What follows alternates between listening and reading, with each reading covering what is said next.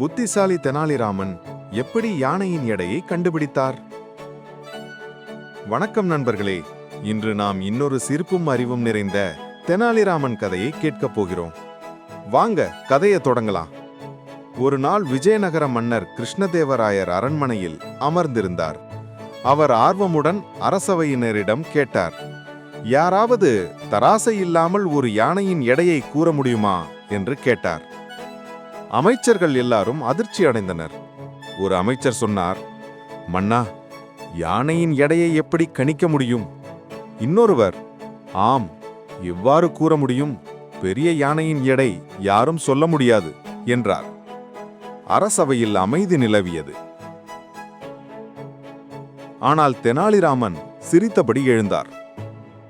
அவர் மன்னரை பார்த்து, மன்னா, எனக்கு ஒரு நாள் அவகாசம் கொடுங்கள், நான் யானையின் எடையை கண்டுபிடித்து உங்களுக்கு சொல்லுகிறேன் என்றார். மன்னரும் ஆர்வத்துடன் ஒப்புக்கொண்டார். அடுத்த நாள் தெனாலிராமன் அரசரின் யானையை அரண்மனைக்கு அருகே உள்ள ஆற்றுக்கு கொண்டு வர சொன்னார்.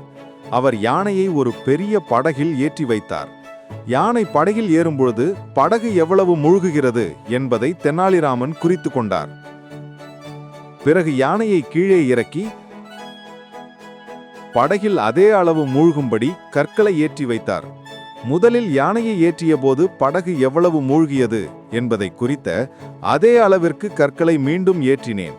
இப்போது இந்த கற்களின் எடையை கணக்கிட்டால் அதன் மூலம் யானையின் எடையை கணக்கிடலாம் என்றார்.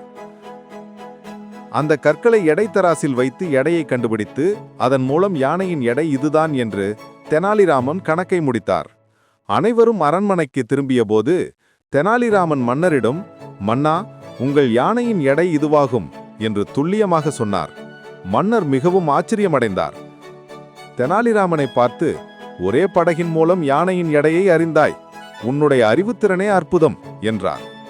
அரசவையினர் அனைவரும் கைத்தட்டி சிரித்தனர். தெனாலிராமனின் புத்திசாலித்தனம் அனைவருக்கும் எடுத்துக்காட்டாக அமைந்தது. தெனாலிராமன் சிரித்தபடி, மன்னா, சிந்தித்து பார்க்காமல் யாரையும் நம்ப வேண்டாம். அறிவையும் புத்திசாலித்தனத்தையும் பயன்படுத்தினால் எந்த பிரச்சனையையும் தீர்க்க முடியும் என்றார். இவ்வாறு தெனாலிராமன் தனது அறிவால் யானையின் எடையை கண்டுபிடித்து மன்னரை ஆச்சரியப்படுத்தினார். நண்பர்களே, இந்த கதை நமக்கு கொடுக்கும் பாடம் என்னவென்றால், சிந்தித்து கணக்கிட்டு செயல்பட்டால் எதையும் முடிக்கலாம். நன்றி நண்பர்களே. இன்னொரு சுவாரஸ்யமான தெனாலிராமன் கதையுடன் விரைவில் மீண்டும் சந்திப்போம். Sakura Genius